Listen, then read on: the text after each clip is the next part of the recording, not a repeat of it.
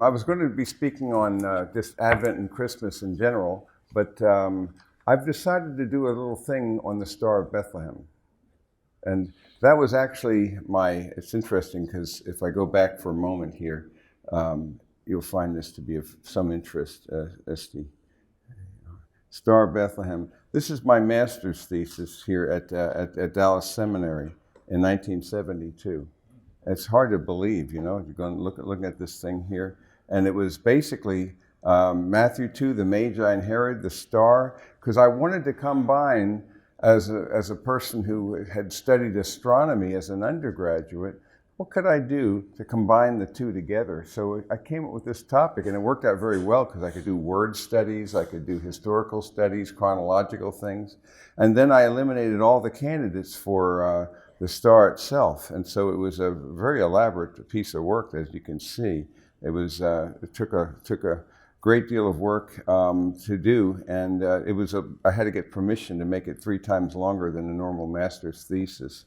So it was kind of a fun, which I typed out on my little typewriter. I'm trying to find an example of this because if I want to have, yes, you see here, so I had to go and first of all, I had to type it all myself and figure out how to do the bottom part. Remember this? If you're old enough, you'll remember. And if you messed that up, you were fouled up completely. You had to get your footnotes in. But then I also had to bring it to the seminary and then use their Greek typewriter and their Hebrew typewriter. And I had to leave enough room, you see, for that to be added because, you see, it was otherwise a problem. Because when I did a word study of this thing, it's kind of fun to look back on this thing. It's like I did it yesterday. It was my Adler satellite portable typewriter. I still remember typing this thing here. But it was great. It was great fun to do in some ways, but it was a real challenge in another way. But anyway, it was. So I explored it. So this thing, as I say, was a big deal. 140. I mean, these are some plates I put in there. These great images. So what happened is eventually Doubleday published it as a book. And then after that, Zondervan picked it up, and it was called The Return of the Star of Bethlehem because of my thesis, that the very star that announced the birth of the Messiah will come again, because it's not a natural object. So I eliminated all the natural candidates, and then actually say that that's why. So the book was called The Return of the Star of Bethlehem. Now, when we think about this, we're in Advent season, are we not? But there's this wonderful moment here in Advent where we suddenly go from this blue or sometimes purple symbol of Advent to the time of reflection and so forth. With Christmas, the color of Christmas is white and gold. So it's a Christmas tide, and it was added to this season here at this point for various reasons. And you look at the liturgical calendar, and I would point out to you that there is a breakpoint that I did yesterday. It was a breakpoint podcast. It's available. Shane Morris, this is what it was. So in case you're interested in that, it's called Upstream, and it was yesterday's breakpoint. So I did a discussion of Anglicanism and our approach to the seasons of the liturgical year, sanctifying life, sanctifying time, sanctifying space. And that's what liturgy does in many ways. And so I was exploring that. And so I was talking about the liturgical calendar and the liturgical year. But here we're going to be zooming in on the Star of Bethlehem in particular.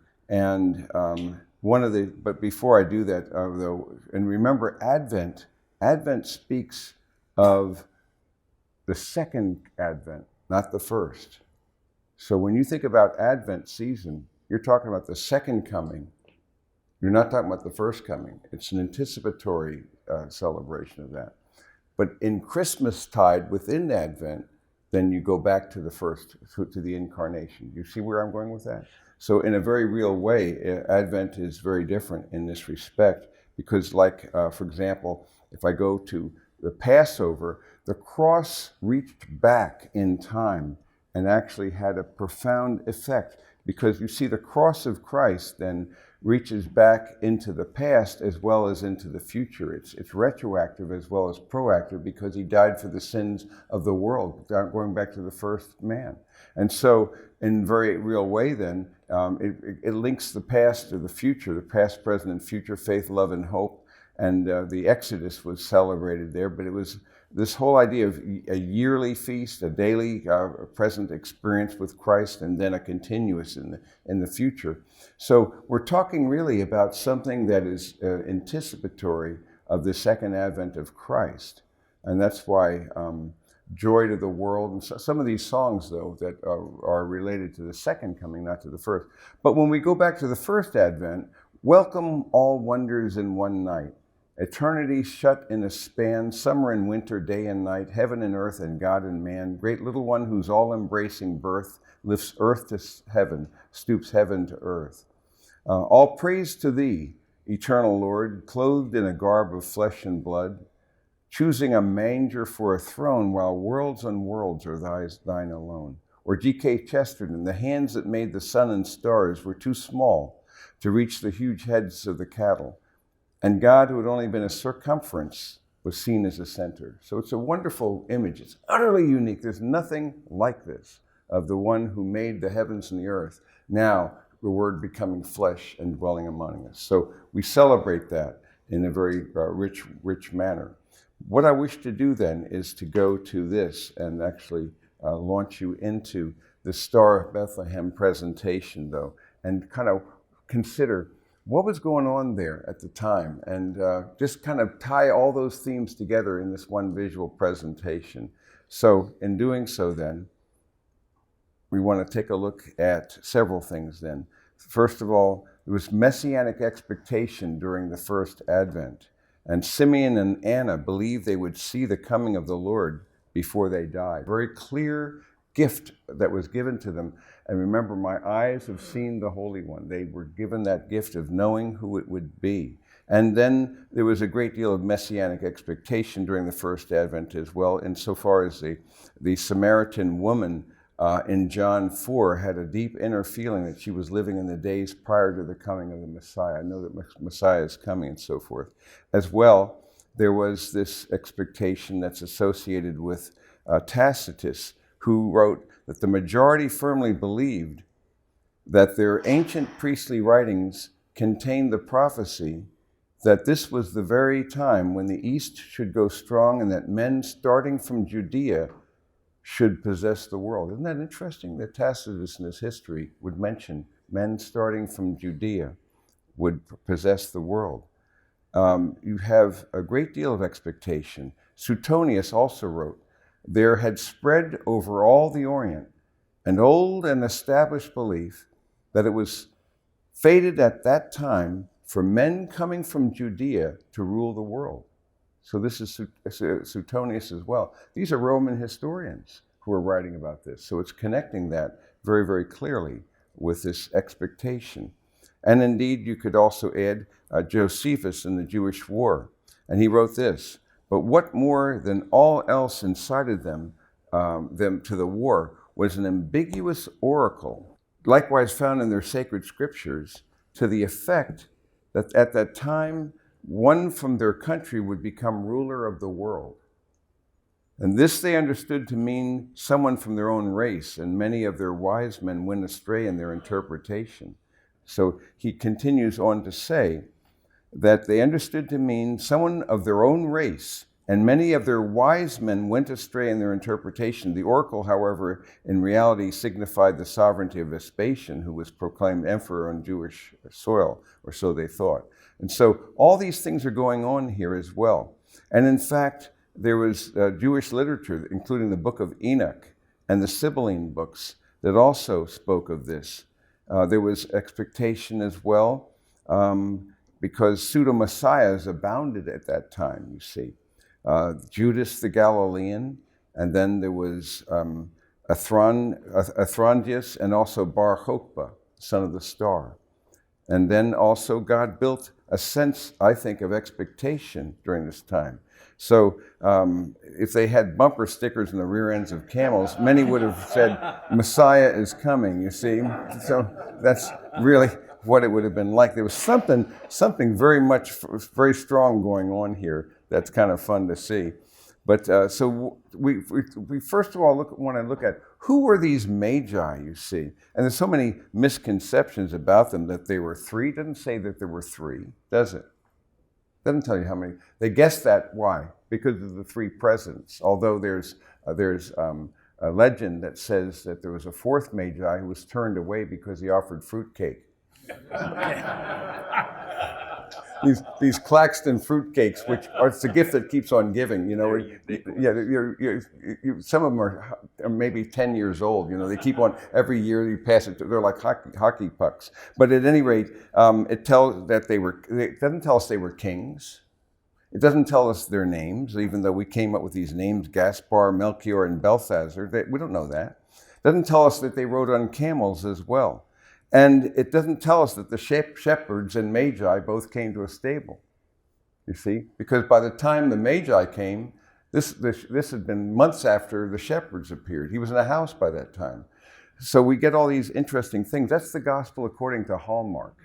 That's where we have it, you see. So you put the Kretsch scene together, they're all there, you see, but they weren't all there. But that's kind of fun is to think about all those allusions and so forth. But indeed, the two typical star-laden cards here will show this combination where they're all connected. But the star was a huge theme.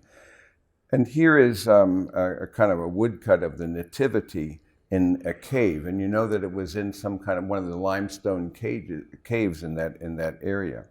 And a 6th century mosaic of three kings in the church of Saint Apollinare Nuovo in Ravenna. I was in that church, and it's intriguing to see this. So it goes back about this period of time when they thought there were three, they thought there were kings, they named them, and all of that sort of a thing. But it's kind of fun to see this. But the journey of the Magi then, and this is one of my favorite paintings from that, by Stefano Sassetta, 1435. You can see the star in the foreground. So they have it as a localized object, don't they? Rather than something in the sky. Notice in this one, and I find that to be intriguing, as you're going to see because of where I'm heading with all this, that actually, this is actually showing a manifest local image. And I think that the star was like that in varying ways, as you're going to see. So there are three possible places of origin that you could have with the Magi. And one would be Arabia, and a second one possibly Babylonia. Maybe at that point they would have then been influenced by Daniel. Remember, Daniel had a huge impact on all these things. And indeed the Middle East as well, and Persia would have also been influenced in that respect. So the third one is Persia. And indeed, some have suggested that the Essenes and the Indian Buddhists as well, but that's not a great choice. If they were Persians, and Herodotus argued that, then it would be Zoroastrianism and its anticipation of a coming, what they called a Sartiant, a savior. So this is the adoration of the Magi by Botticelli. But you can see the idea here that they had this idea that there would be a savior who would come to the world and would deliver them. And so there was a very real clear, and you wonder once again, in Persia and in the ancient Near East then, how much influence then Daniel and the others had in that time, and how much it lingered on. At any rate, we want a quick word about the trustworthiness of Matthew's gospel. We know that the manuscripts are primary historical documents, and they really are unique in the test of quantity and as well as quality, as well as time span. There's nothing like them. They're the most rich source from the Greco-Roman world than anything else we have, but they have a double standard with the New Testament. Because if you applied the same standards that they used to try to refute the New Testament, you would long since have to have given up your knowledge of Caesar and Plato and all these, because it's far better out of the station than the other. But that's where the double standard comes in, because of the spiritual warfare that's going on. But Matthew 2 is one of the studies that I have, of course, that's the main text that gives us this story. And so when you read the text then, and you hear the story, then you get that picture. So if you go to Matthew chapter 2, just so we hear this wonderful story here, and verses 1 to 12, we know the story after in the days of Herod the king, Magi from the east. So it tells us they were Magi, which could be translated wise men. Where is he who's been born King of the Jews? We saw his star in the east and have come to worship him. So what might that mean? And when Herod the king heard this, he was troubled, and all Jerusalem with him. Gathering together all the chief priests and scribes of the people, he inquired of them where the Messiah was to be born. They knew this. They understood that he was going to be born in Bethlehem. It's amazing. They didn't bother going the 7 miles to check it out. You see, it's amazing how they knew and yet were not responsive to that revelation. They're even quoting Micah chapter 5:2. You Bethlehem, land of Judah, no means least among the leaders, but out of you will come forth a ruler who will be my shepherd. And then Herod secretly called the Magi and determined he wanted to know, when did the star appear? And then he sent them to Bethlehem in a nefarious plot, because he wanted them to come back so that he could go and worship him. No, he saw him as a threat. In fact, he murdered 2 of his own children because of a fear of that. And so the star which they'd seen, here's the thing then. This is the only text that gives us the biblical materials. It tells us the star which they had seen in the east, what did it do? It reappeared, you see, because they had seen it, it was gone, now it's back. And it went on before them until it came, and what did it do? Stood over the place where the child was. And then so we have to consider, what does that mean? After coming into the house, they saw the child with Mary and his mother, fell to the ground and worshiped him. And this is where we get the idea with the three gifts. They suppose that there were 3 and so forth. Warned by God not to return to Herod, Magi left for the other way. And so that's very important for us to see then this image here. So the trustworthiness of Matthew's gospel we have seen then to be very, very reliable. And Christ was born where the temple sheep were raised, you see. And that was months before the visit of the Magi. But the gift of the Magi may have funded the flight to Egypt, which Albrecht Dürer's painting illustrates this imagery here. So it's intriguing to think of this. So here is Herod the Great, and Antony and Octavian proclaimed him king of the Jews, and he captured Jerusalem from the Parthians in 37. He murdered his wife Marianne, her mother Alexandra, and his sons Antipater, Alexander, and Aristobulus. He was insanely jealous of power. And so he had this edict at his death as well. And so when we look at this, he died in the spring of 4 BC. So you've got to have, when you're thinking about the date of Christ's birth, I think it was the winter of 5 or 4 BC. It could have been December of 5 BC or January of 4 BC. It's the most likely dates. I do a study in that as well. So when we want to consider what are the candidates for the star, what would be the options before us, you see? So there are lots of possibilities. There's a lot of freedom in the biblical use of the word star. And it would say, I see him, but not now. I behold him, but not near. A star will come out of Jacob. A scepter will rise out of Israel. Numbers 24 tells us that. And so it's intriguing.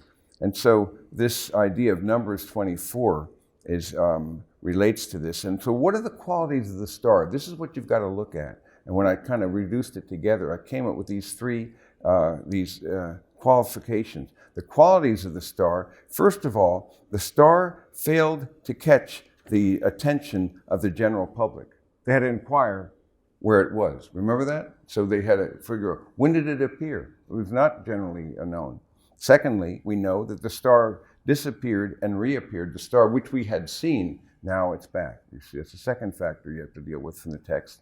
And the third is that the star had a directional capacity that enabled the Magi to pinpoint the precise location of Messiah's house, because it pointed out the house. Whereas if you're walking around, as you move, the star would seem to point something. No, this was a very specific directionality that it provided. So we have to say, what candidates then would serve for that. So one of the candidates for the star would be not a very good one at all, a meteor shower. I was disappointed with the Geminids 2 nights ago when I went out 3 times in the middle of the night to check them out. I only saw 1 meteor. So you never know. You can never tell because, yeah, you saw a bunch? I saw 7. You saw 7? You must have been at a better time than I was. 4:30. Oh, 4:30? I looked around there at about 4. I must have missed this great display that you saw, yeah. Because it's going through the orbit of a former comet, and that's why we can predict when they're going to be coming, these elliptical orbits, so that we have an understanding of that. But at any rate, so it's a great shower of shooting stars. It's an image of I'd love to have seen that meteor storm, 1833. Now, and then there were another one in 1866 and 1933. I'd love to see that. Some have suggested that it might be a bolide, which would be like a fireball. And you can see this huge thing. Bright stars or planets as well. So here's another image of a fireball here. So it could have been wandering stars, as they call them. So the planets, Sirius or Jupiter, Saturn, or Venus, or possibly the star Sirius as well, has been suggested as candidates for this. None of them really suffice for it for various reasons, but there are major various suggestions that have been given: bright stars, wandering stars, and so forth. Saturn from above. Here's an image of Venus, and you see its cloud canopy there. And then you see as well this image of Mercury here. And so you have these other images here that we see. We're going back here. Or some have suggested conjunctions, because you see a candidate for the star, and this is the most popular one. Johannes Kepler, his 3 laws of planetary motion, enables you to work backwards in time, as it were.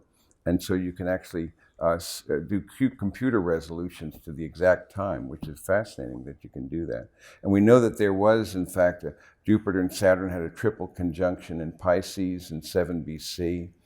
And the star almanac, it was retrograde motion. It seemed to go backwards and then go back again because of the fact of the way the planets move relative to our position.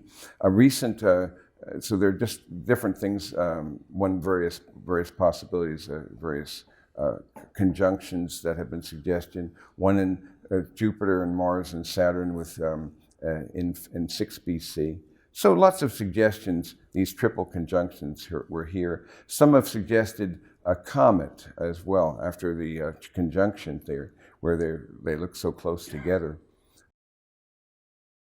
And indeed, Halley's Comet in the Bayeux Tapestry is shown here. You see what it looks like? You see it looks like a little spaceship on the right there, above them. And that was the same. We know it was Halley's Comet. This was in 1301. And then there was Halley's Comet of 19. So this was an image. You can see the comet there up above. And then here's 1910. So that's been suggested as well. Comet tails can be 68 to 200 million miles in length. Another candidate for the star was a supernova, and Arthur C. Clarke wrote a short story called The Star, otherwise known as Supernova of Bethlehem. And that's an interesting thing there. So basically, I won't go into the details of how they come up with this. They keep getting closer and closer to the time. So these are various candidates that have been suggested. Another one would have been a supernova, which was recorded in Chinese records, one in April 4 BC in the Crab Nebula. It was one there, but this is the Crab Nebula. This was later. This was an expanding remnant of a 1054 supernova. So that was actually seen, and this is the results of that as well. Another planetary nebula that was exploded, a nova. And so we see that's a possibility. Then there are UFO theories, maybe it was some kind of a extraterrestrial thing like the Close Encounters of the Third Kind. Woo-doo-doo, yeah. And so, but you get all these images here, you see. But here's what I do with this. As I conclude that none of those work for various reasons, because not one of them would fit the three requirements that you need, you see. That it had to appear and disappear, it was not generally known, and then it pointed out the locale. I think that the four dreams in Matthew 2 provide additional revelation, you see. And that what happened was that the Magi got more information, and Joseph was also given a warning as well. So you have this, the glory of the Lord was preceded the Magi by some months, you see, because remember that and lo, the glory of the Lord was among them, and they were terrified. Remember the shepherds? So it would be, I think it would be associated with that as well. And so the three qualities of the stars I mentioned, it failed to catch the attention of the general public, it disappeared and reappeared, and had a directional capacity, and that would fit best with, I think, this Shekinah glory again, the journey of the Magi that I pointed out before, a localized phenomenon. And so the Shekinah of the Old Testament was actually associated with Moses and the burning bush. It was also associated with the imagery above the tabernacle, and it was in the Holy of Holies. It was a localized manifestation of the presence of God, a pillar of cloud, pillar of fire. And it was the glory of God that would fill the temple in the most holy place as well. And then the glory would ultimately left the temple and departed. And so the Shekinah in the Old Testament then is very easily traceable. And Ezekiel as well saw the glory of the presence of the Lord within the temple. And then it went from there to the doorway, and then left the doorway and moved out to the eastern gate, and then disappeared over the Mount of Olives, which is fascinating. So the temple actually, when it was Ichabod, which means it was declared, it was the glory had departed. So the glory had moved as well. It was a localized manifestation. And what's interesting here, in the New Testament, you have this idea of the transfiguration. And there was a glory of God that was being manifested there as well. I think also not just at the imagery here of the journey, but also with Paul and Saul's encounter with the Shekinah, the glory of Christ. You see, and we also see it as well with the second advent in Matthew, and so it would be actually a fit there as well, where it appears, and so. If you read the text in Matthew 24, 21 to 29, it describes this as well. So it's quite intriguing. Let me just read you that a little bit here and then tie that together. So Matthew 24, because there would be a great tribulation such as not has occurred since the beginning of the world until now, nor ever will. Unless those days had been cut short, no life would have been saved. But for the sake of the elect, those days will be cut short. Then if anyone says to you, behold, here is the Christ, or there he is, do not believe him. For false Christs and false prophets will arise and will show great signs and wonders so as to mislead, if possible, even the elect. I've told you in advance, so if they say to you, behold, he's in the wilderness, don't go out. Just as the lightning comes from the east, flashes to the west, so will the coming of the Son of Man be. And so then the imagery there as well, immediately after those days, the sun will be dark and the moon will not give its light. The stars will fall from heaven. The powers of the heavens will be shaken. And then they'll see the sign of the Son of Man appearing in the sky, and all the tribes of the earth will mourn. So they'll see this glory of God in this context. So it's intriguing though to take a look and just to see what that looks like. And so this glory of God then is also going to be seen in the heavenly Jerusalem, because you see, what does it tell us about the heavenly Jerusalem, about the light sources? Anyone remember what it says about the new Jerusalem? They will not need the sun or the moon. The Lamb will be the lamp, and that it will actually be a supernatural glory, you see, that will be filling the place. There'll be no darkness there. And so this is the glory of God himself. Now, what's interesting about the Shekinah glory is that it actually did several things. It would actually point out Emmanuel, God with us, you see. And so it's telling us then that he is actually with us. And it would also tell us, it would guide us. And that's what the Shekinah did in the Hebrew Bible as well. It told them about God's localized manifest presence, and it would also guide them through the wilderness. And in a similar way, the Magi were guided as well, and then it reappeared. But they were also given dreams and visions as well that amplified this source, so that they were given more information about that. So to me, that's a pretty powerful theme there. So the journey of the Magi then really brings us back to this scene here. So I thought you'd like to just see this, just a brief summary of my material there on the Star of Bethlehem that I thought you might enjoy viewing. So any questions on that? Kind of fun presentation to do. Yes. Yes. When I think about the event, God coming to earth in the form of a person, human being, Christ, that's such a monumental event that pointing out his birth to the star, whatever it is, doesn't seem hard at all for me to believe. Mm-mm. If I believe, and I do, that Jesus Christ is God, part of the Trinity, then of course God could have created whatever he wanted, whether it's a glowing cloud or Sure. a star that floats just over the surface. Sure. He created all of it. Yeah. The earth. Mhm. So of course he could. Yeah, so my argument in my thesis was that the naturalistic explanations don't work. And actually it fits beautifully, though, with the Hebrew Bible, which tells us about this thing that was a phenomenon from the very beginning. In fact, it was the Shekinah must have been the light before there was the sun, moon, and stars. You see, there was light. He separated the light from the darkness before he made so it's intriguing. So at the beginning and at the end, it's really God who's illuminating these things.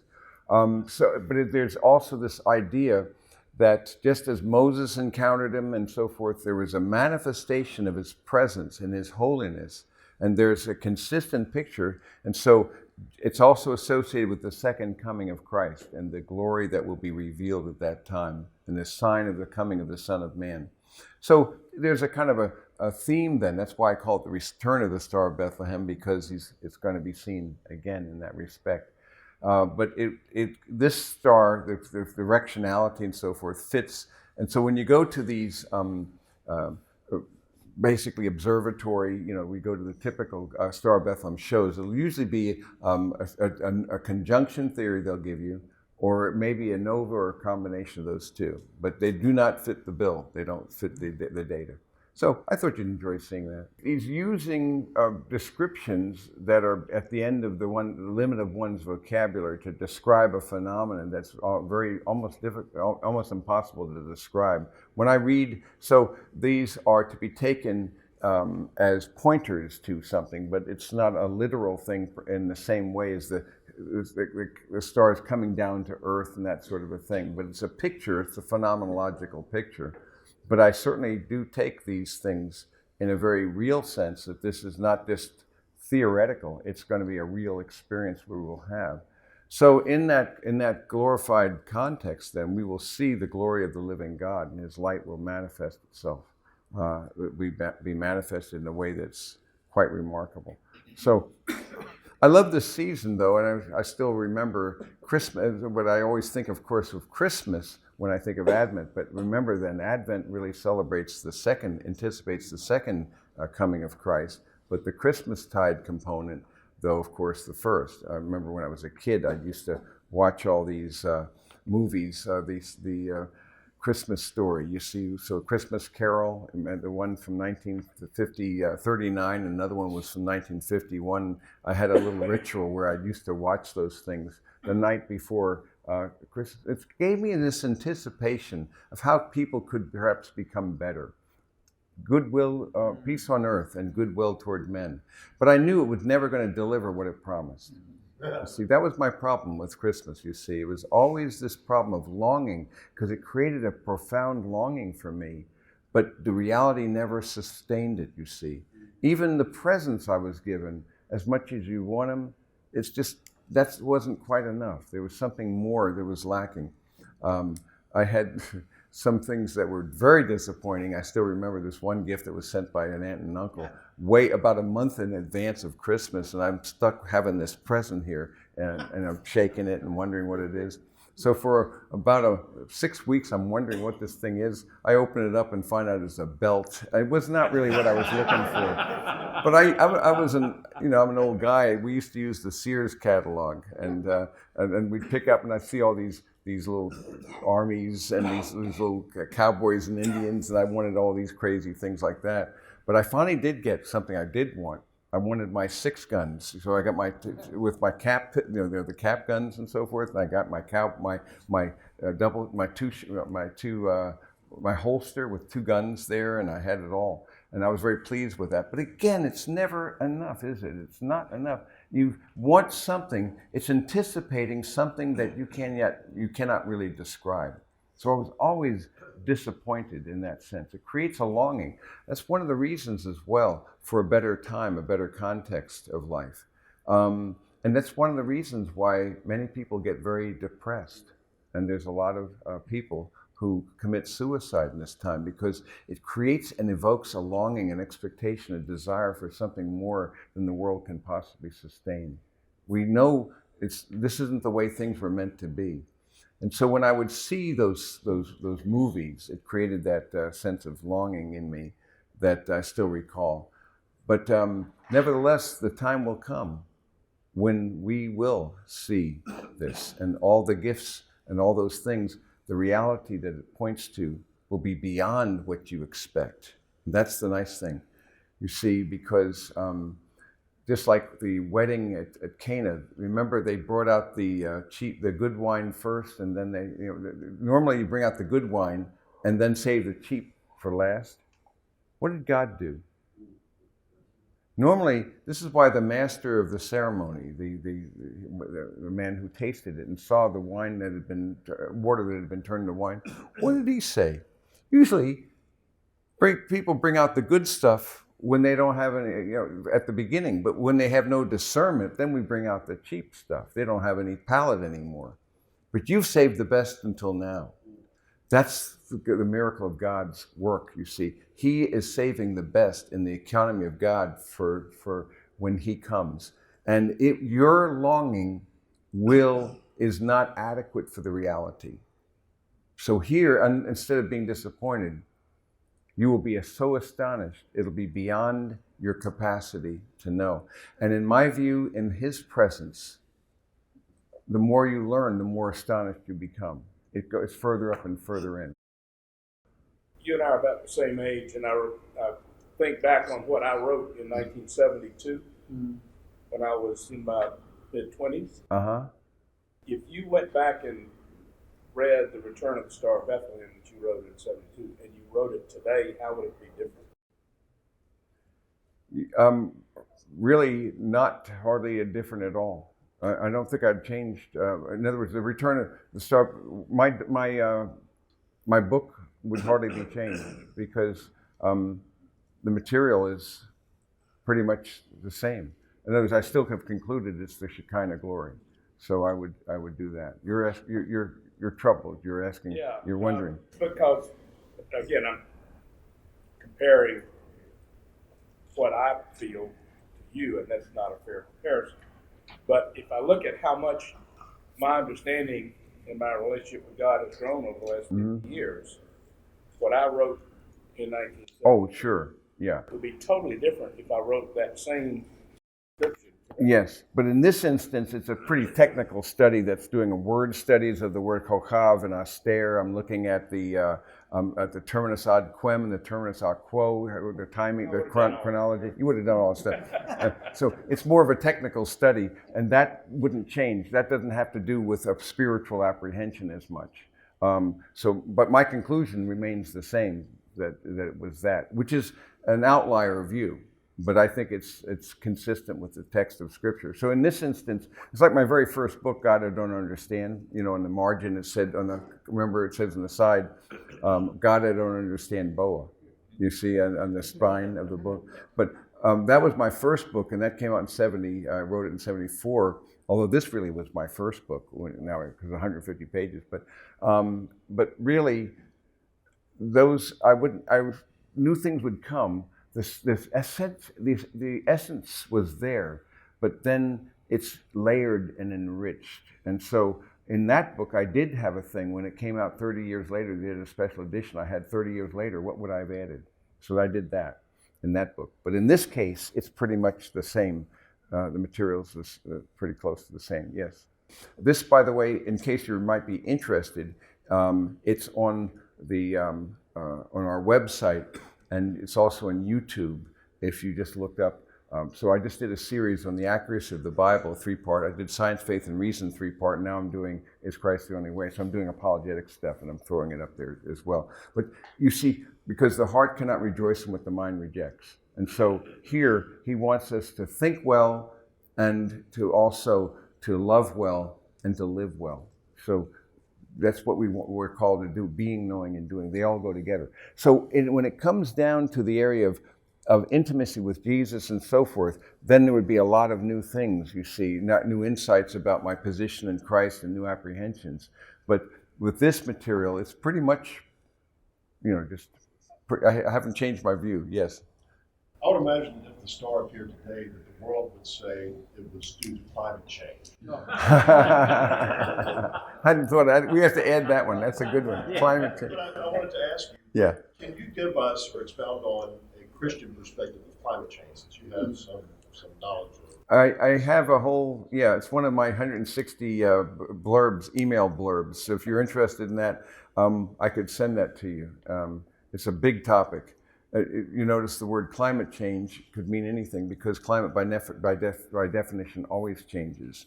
They changed it from global warming because, you see, it doesn't work, and there's lots of reasons why that's the case. If you look at the real science, it's the papers that are being funded by the establishment that are always I'm a bit more skeptical than many, for a good reason, but that's another discussion. I don't think that the evidence is, but there is. It's more nuanced than that, though, and I don't want to be simplistic about it. But at the same time, if you're interested in that, I could send it to Chuck or someone like that. And I have a document that's about 500 pages long of things I've collected on this topic, because it's a big topic indeed. And but anthropogenic global warming is not the case. It's caused by the sun. It's caused by this oceans. It's caused by a variety of other things. And really, what you have here is CO2 is a byproduct of the temperature change. It's not a cause. It's a penny. It's not even a penny player, and so it's backwards. But that's another discussion.